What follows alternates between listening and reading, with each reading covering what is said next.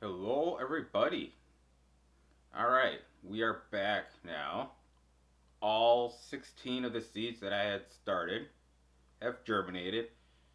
So now it is time to get them into the 1 gallon grow bags. So I already mixed up everything here. I just use straight up peat moss and then I mix in some perlite just because it's more of a personal preference. I don't want to chance the big potting mix and their fertilizers that they let you put in there. So I'm just gonna do it just straight peat moss and perlite, and then I'll show you when I typically do the first feeding for them. But let's get right to filling these guys up because I've got 16 of them to do. And with this peat mix that I made up, the moisture level, same as seed starting mix. You want it just so it just starts dripping on you. I don't know if you can really see that. It's kind of dribbled down there. That's kind of what you're looking for. So I'm gonna fill all 16 of these about just below where a peat pot would be. So I'm not gonna totally bore you with this, so I'm gonna speed it up right about now.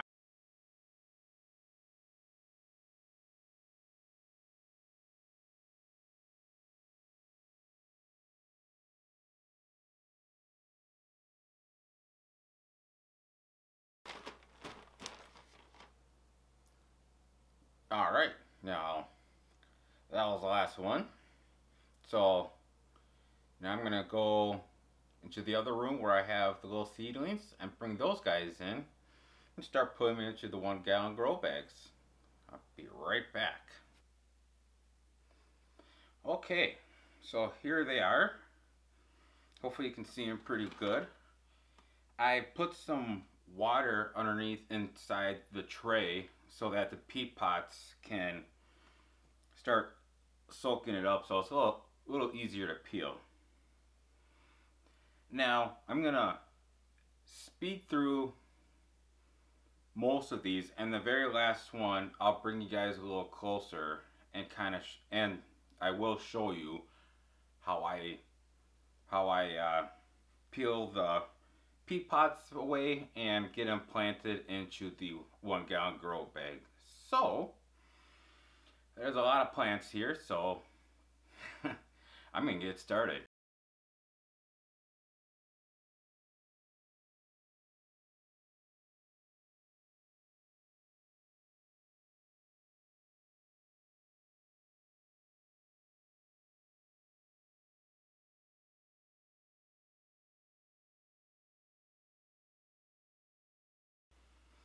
Alright, now I'm down to the last one, which means I should be a pro at this. So I'm gonna bring you guys in as close as I can to show you the nerve-wracking part of starting your giant pumpkins. And that's getting them into the grow bag. So I'm gonna add some more dirt, or peat moss I should say. Alright, dig a little hole.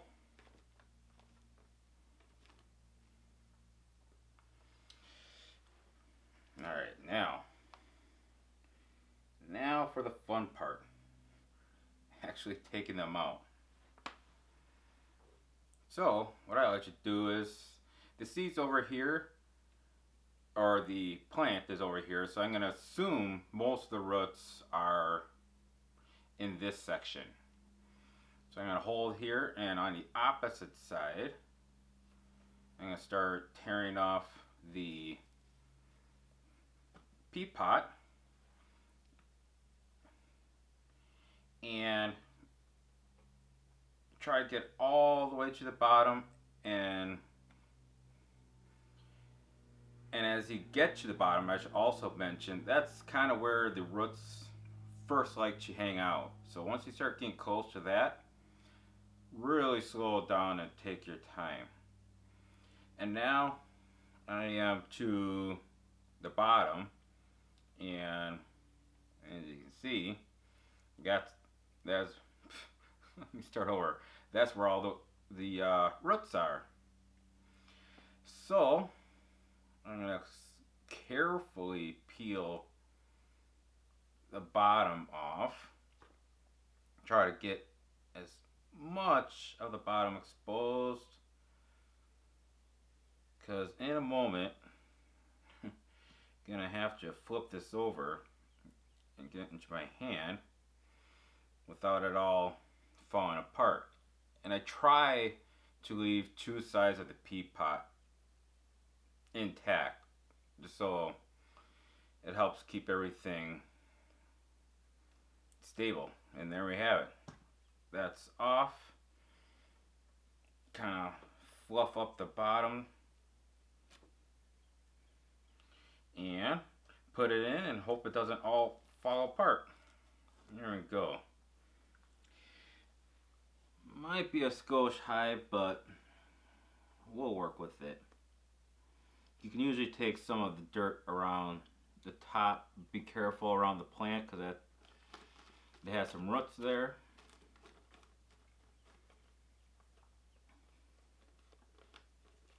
Alright. Grab a little more peat mix. Protect your little seedling. Don't need to bury him.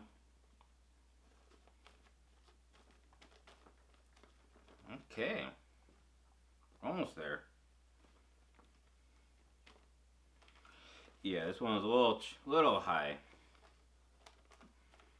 And when I say a little high, I like to leave a little bit of plastic here so I can actually lift them up. So, very gently go all around where the little peat pot was, and make sure that's making good contact with the rest of the peat moss mixture that you have in there. And then I kind of like to try to get all the potting mix away from the cot, just to reduce the amount of moisture in there in contact with the leaf. Alright, so that's basically in a nutshell the fun, nerve-wracking part of transplanting your seedlings from the peat pots to the grow bags. And don't forget to put your stick back in there, and we're done with this part. So the next step is to carry them all back into the other grow room and get them underneath the lights. So let's get that set up. All right, fast forward to Saturday. I upplanted these guys Thursday night. Gave them a little time to adjust to their new home so they can look their best for you guys. So let's turn around and see how they're looking. All right, so we're gonna start here in the back. These are the 2015 Fords.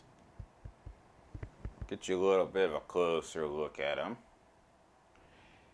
Now, as I pan across here, it's probably quite evident which ones would, if I had to choose today, that would go into the patch. And that would probably be that one and that one.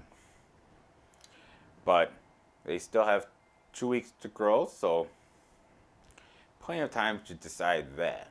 Now we'll come up to the front here first. And these are the 8/16 Masons. And once again, there's two dominant ones here. And I think you can tell which ones those are. And while we're over here, let's pan over to the 1990 Marenzas. And these two guys and the ones next door, I'll show you in a moment. These germinated a day later than the rest. So that's why they look a little smaller, just because they're a day younger. So now, before we get to the last one, I was going to plant one of mine, like I do every year.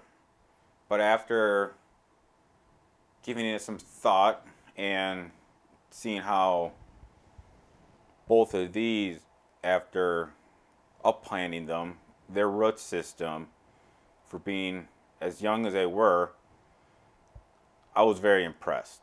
So instead of just planting the 1990s, I'm going to also do the 1612s. And then my 8/16s will be backups of the backups in case something goes really south. And let's hope that doesn't happen. But if they do, if that does, I got some backups. Okay, so now let's go on over to the last of my plants, and that is the 2031 Brant. And these guys are doing quite well, as you can see. And these two would be the ones, if I had to choose today, would be going out into the patch. Because they're so far the strongest. So then, as you have been noticing, I have 4 much bigger plants. These are my 8/16s. 2 weeks ago I started these guys, and I was planning on transplanting these outside, but the weather kind of turned on me. What I mean by that, the nighttime temperatures will be in the low 30s, and that, you know, they'll struggle, and they most likely will just sit there and do nothing for this whole time period until it starts warming up again. So I scratched that idea and just haven't had the heart yet to get rid of these guys. So I'll hang on to them for a little longer. So that's the story behind these 4. But the ones that are truly going to be going into the patch are doing great and very happy with how they have turned out so far. That will do it for this video, and this is part 2 of how to start Atlantic Giants. Part 3, and which will be the final episode, will be about feeding these guys, and then I'll probably throw in the making of the nighttime protection structure to help keep these guys warm at night, and then finally putting these guys into the ground. So that video will come out in 2 weeks, or May 1st, right around May 1st is when these guys will go out. So shortly after that, the final video will come out. But until then, I will see you guys later. Bye-bye.